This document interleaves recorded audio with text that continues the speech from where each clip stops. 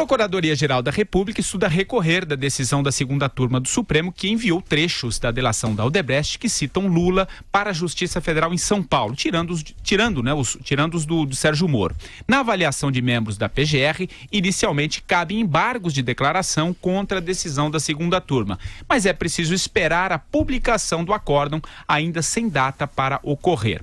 A Força-Tarefa da Lava Jato em Curitiba também reagiu e disse que continuará investigando Lula. Eles argumentam que o STF não discutiu a competência ao retirar as delações da Odebrecht da jurisprudência de Moro. A decisão de ontem vem rendendo muita discussão, e gera dúvidas quanto ao seu impacto. A defesa do ex-presidente Lula disse em nota na terça-feira que o resultado do julgamento impõe a remessa das ações que tramitam em Curitiba para São Paulo. Em outras palavras, os advogados devem impedir o deslocamento dos processos sobre o sítio e o terreno do Instituto Lula. Eles também devem argumentar que Moro não é o juiz natural do processo sobre o triplex do Guarujá, nem Moro, nem o TRF4 de Porto Alegre. Ô Vera, é um assunto complexo, como a gente já tratou aqui, você inclusive falou, desse tema na sua coluna de hoje.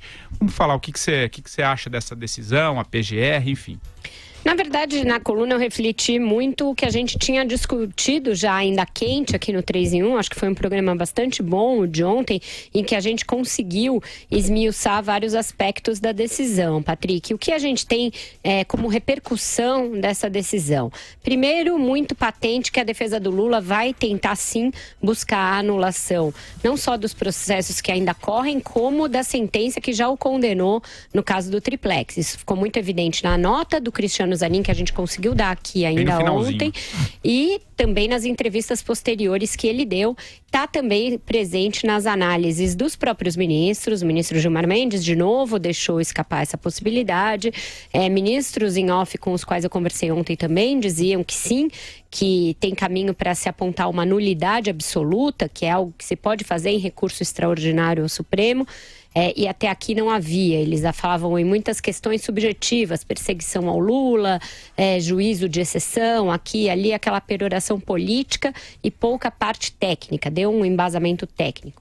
O que a Força-Tarefa tentou fazer para se contrapor a isso? É um ofício bastante confuso esse dos procuradores ao juiz Sérgio Moro. Em 4 páginas eles dizem que vem expor e requerer o seguinte, e aí tem muita exposição e, a meu ver, nenhum requerimento. Porém, no que tem de exposição, ficam patentes 2 estratégias da Força-Tarefa. A primeira, dizer que as provas que existem nas ações como a do sítio de Atibaia independem da delação da Odebrecht, são anteriores a ela, estão presentes em vários outros documentos obtidos previamente à delação e que levaram, inclusive, os delatores a fecharem um acordo. Aí eles falam das colaborações com o Ministério Público do Exterior, falam do acesso à conta geral de propina e todo aquele fato, e no que eles estão absolutamente corretos, isso é verdade. Essas coisas são anteriores mesmo à delação e forçaram a delação. E dizem que sim, há uma conexão evidente entre os desmandos na Petrobras e o que se investiga em relação ao Lula, que, portanto, o Supremo teria errado ao dizer que não existe uma conexão patente, e aí eles demonstram por que eles veem essa conexão, etc, etc. E aí eles fazem uma sugestão implícita ao Moro, uma espécie de tentativa de lavar as provas. Ele fala, nada nos impede de ouvir novamente em depoimento, e isso é importante que o ouvinte fixe, porque isso pode ser um caminho pelo qual o Moro vá. Nada nos impede de ouvir novamente o depoimento de todos esses colaboradores, fora do escopo da delação, portanto, como depoentes nas ações, para aí eles corroborarem o que eles disseram em delação. Com isso, você pode mandar a delação embora, mas você tem aquele depoimento, tem aquela prova consignada nas ações que correm em Curitiba. Me pareceu uma coisa inteligente, embora bastante formulada de uma maneira bastante confusa aqui. É uma boa estratégia, né, Andreasa? O que você acha? É uma boa estratégia e nós não podemos nos esquecer do histórico de atuação do juiz Sérgio Moro, né? Há um histórico, há um padrão no comportamento do juiz. Ele sempre se antecipa e é capaz de dar respostas, evidentemente dentro da lei, respostas rápidas a situações adversas. Então nós devemos esperar alguma reação a essa decisão ontem da segunda turma do Supremo. A rigor, as possibilidades de recurso da PGR a respeito do que aconteceu ontem são modestas. São os famosos embargos de declaração que, no entanto, teriam de ser apreciados pela mesma turma que tomou essa decisão de ontem. Portanto, há pouco espaço de atuação aí. O recurso da PGR, esse embargo de declaração, não seria julgado pelo plenário. Isso é um fato. É evidente que a tese da defesa do Lula sai fortalecida pela decisão de ontem. Desde sempre, a tese tem sido de que o juiz Sérgio Moro não era o juiz natural desses processos. Sobretudo o do triplex. Já julgado em segunda instância, com sujeito condenado. Quer dizer, que o juiz natural Sérgio Moro o é exclusivamente em relação a casos ligados com a Petrobras. E que não haveria, e a palavra da moda é liame, não haveria o liame sustentador, digamos assim, de que a contrapartida, a corrupção passiva do Lula com a Odebrecht, ou seja, o dinheiro da Odebrecht que comprou, teria comprado o sítio de Atibaia, por exemplo, não teria origem na Petrobras, ou não haveria provas para isso. O que fez a segunda turma ontem corroborou isso. Então, se não é evidente, se não é imediato, se não é compulsório que o Moro deixe de ser o juiz dessas ações, né? A ação do Instituto Lula, do famoso terreno do Instituto Lula e do sítio de Atibaia, é fato que a decisão de ontem gera uma pressão para que as reclamações em cortes superiores venham pedir a nulidade do processo, porque o Moro não seria o juiz natural. Essa é a estratégia que a segunda turma do Supremo Tribunal Federal ontem não fez outra coisa senão alicerçar. O que você acha de tudo isso, Madu? Eu fico me perguntando aqui, nessa história toda, quem é que defende os interesses do povo brasileiro? Quem é que defende a nação brasileira?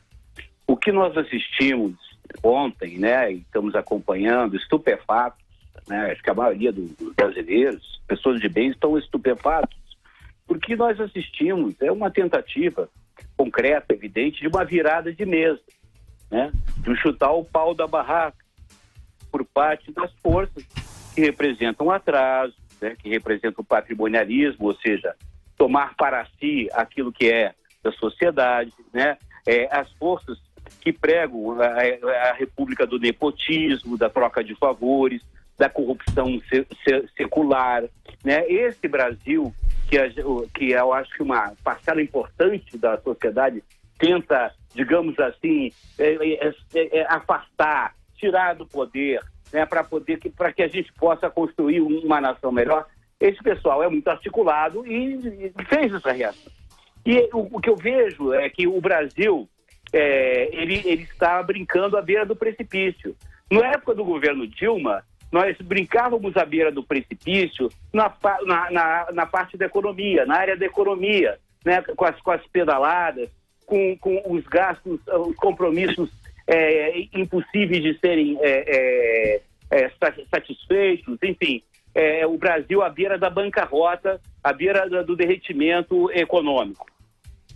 O impeachment, mais ou menos, salvou o Brasil na beirada do precipício. Agora, passado o tempo, o Brasil voltou a brincar na beira do precipício, dessa vez não por causa do poder executivo, mas por causa do poder judiciário. Então, o poder judiciário, quer dizer, uma parcela do poder judiciário, que eu vou dizer o nome, né, que é Gilmar Mendes, né, que é Dias Toffoli, que é Ricardo Lewandowski, que é Marco Aurélio Mello, eles estão colocando o Brasil no precipício, né, numa situação dramática e grave em que você, de repente, pode perder completamente o controle dos acontecimentos, por conta de uma virada de mesa, de criação de tecnicalidade, que, a meu ver, eu acho que o entendimento é geral, estão em contradição com os interesses da nação brasileira. Ponto. Isso vendo, eu realmente não tenho conhecimento jurídico para ver até que ponto agora é necessária uma reação firme da sociedade contra esse conluio, né? Contra essa virada de mesa, esse tapetão, né? Que esses caras representam interesses que vai de José Sarney a Luiz Inácio Lula da Silva. É o atraso, é o antigo. É isso que a gente tem que aqui combater diuturnamente. E esses caras, pessoal, não são fáceis. Eles não largam o osso de jeito nenhum. Pois é, nesse caso, né, a gente até pode achar que é uma questão subjetiva quando o Madu fala em interesses da nação brasileira. Os de uma parcela são uns, os de outros são outros. Então, acho difícil a gente fazer essa majoração. Porém, vão em contradição com decisões da própria segunda turma. Pois é. E aí, você tem um elemento fático para mostrar que houve sim uma virada de mesa. É um elemento de realidade, um dado de realidade. Esta mesma turma, com os seus mesmos componentes, nenhuma pessoa a mais e nenhuma outra a menos, decidiu por unanimidade em outubro rechaçar uma a uma essas exatas e mesmas razões apresentadas agora pela defesa do Lula. E aí você percebe que é uma pura acochambração, mais um puxadinho para sim dar um fôlego ao Lula, porque você vê que a decisão do Toffoli, que embasou os demais, porque agora é assim, né? O Toffoli, ele vai na frente e vai abrindo a picada para os outros passarem depois. Ele acolhe o negócio da remessa das provas, mas aí diz que o Moro é o juiz natural. Então é como se ele topasse ir até uma parte do caminho. A mesma coisa com a prisão em segunda instância. Ele oferece ali uma saída alternativa com um recurso para o STJ. Ele sempre oferece a gambiarra possível de ser acochambrada e agasalhada pelos seus colegas. E aí, Patrick, você vê que sim, existe algo além do mero entendimento jurídico ou desentendimento jurídico a nortear tudo isso, porque o ministro Gilmar Mendes, que ontem passou em São Paulo, o dia dando o caminho das pedras para a defesa do Lula, foi esperado para desempatar essa coisa da segunda turma. O que ele fez à noite foi ao Palácio do Jaburu. Informação da Andréa Sadi em seu blog. Foi ao Palácio do Jaburu, ficou lá por 2 horas à noite, fora da agenda, naquele esquemão que a gente conhece bem. Questionado pela repórter sobre o que foi fazer no Jaburu, que ele diz, vim falar de semipresidencialismo. Que semipresidencialismo? Quando o regime de governo nas eleições já está definido, não tem tempo de mudar mais isso. E convidá-lo para um evento do IDP. Então, as pessoas não estão mais nem disfarçando. E provavelmente evento lá em Portugal, né, o Andreasa? Não, e acabou o telefone, né, também, né? Não se fala mais pelo telefone, você vai pessoalmente fazer o convite, afinal de contas. Mas o lance aqui é o seguinte, eu quero voltar na questão das consequências dessa decisão. A Vera falou, a gente foi muito preciso ontem, eu acho, no calor do fato, em analisar, inclusive, os possíveis desdobramentos. Mas vejam, o juiz Sérgio Moro continua como, pelo menos por hora, juiz desses processos. Tá? Mesmo com eles esvaziados. Mas o que significa objetivamente esse esvaziamento? Ao receber, por exemplo, esses conteúdos das delações da Odebrecht, a Justiça Federal de São Paulo será obrigada a abrir um inquérito. Ao abrir um inquérito, obviamente relativo ao Lula, nós temos aí o mesmo fato sendo investigado em 2 varas. Nós temos a duplicidade da investigação, o que é proibido. Então vocês entendem que estão dadas as condições para que essas ações saiam por consequência do juiz Sérgio Moro. E isso é o que a decisão do Toffoli ontem, esse puxadinho, esse meio caminho, esse encaminhamento leva. Não simplesmente para que a questão seja discutida no Supremo profundamente, se o juiz Sérgio Moro tem competência sobre esses processos. Não. É que uma vez aberto o inquérito na Justiça de São Paulo, você tem uma situação que não pode ocorrer contra o réu, investigado pelo mesmo fato em dois processos. Não pode. E aí? Como é que fica? Não é evidente, não é um encaminhamento evidente para que esses processos saiam do Moro? Essas gravidades que estão na ordem do dia. Outra coisa que a gente precisa debater aqui, o caso do triplex. Tá? Já decidido, a Vera falou da possibilidade de anulação. Por quê? O próprio Moro, evidentemente com boa fé, na sua sentença e depois num esclarecimento de recurso, ele minimiza a importância da Petrobras em sua sentença.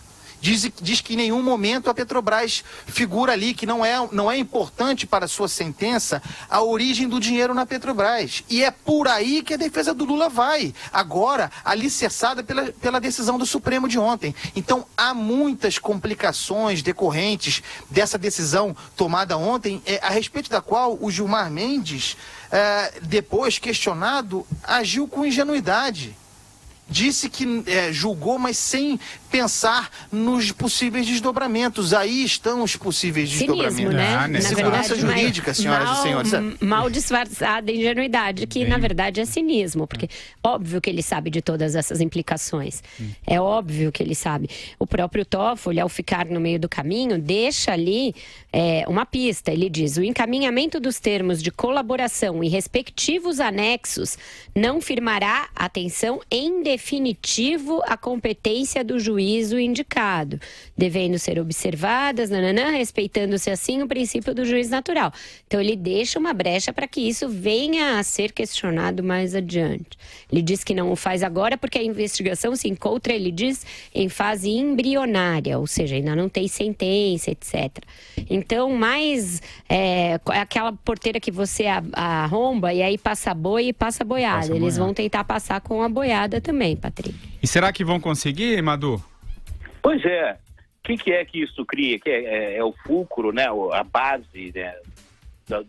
Inclusive, a parte importante do artigo da Vera hoje, e tantos brasileiros, jornalistas, o povo na rua hoje estupefato, vê daqui a pouco esse clima de insegurança jurídica, daqui a pouco você vai soltar o Fernandinho Beiramar, né, por falta de prova ou por declaração de inocência, e exagerando, mas é o que está acontecendo.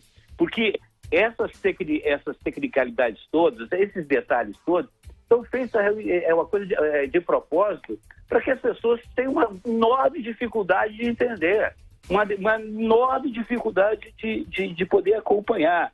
E como se vê, hoje é feito tudo na cara dura. Você vê o Gilmar Mendes, não tem menor peso, quer dizer, não tem menor desconfiômetro, vai no mesmo dia, entre aspas, prestar contas ao capo no Palácio do Jaburu e fica por isso mesmo. Foi tratado semipresidencialismo, né? Quem quiser que lambe essa desculpa.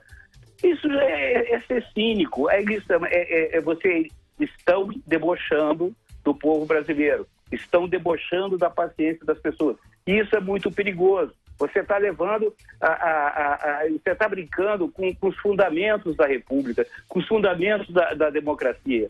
Né? Isso é uma coisa de uma gravidade enorme. Você está remetendo o país a uma crise institucional gravíssima. E as pessoas fazem isso, não têm a menor responsabilidade. Fazem isso e vão para Portugal, né? Porque lá que eles gostam de morar.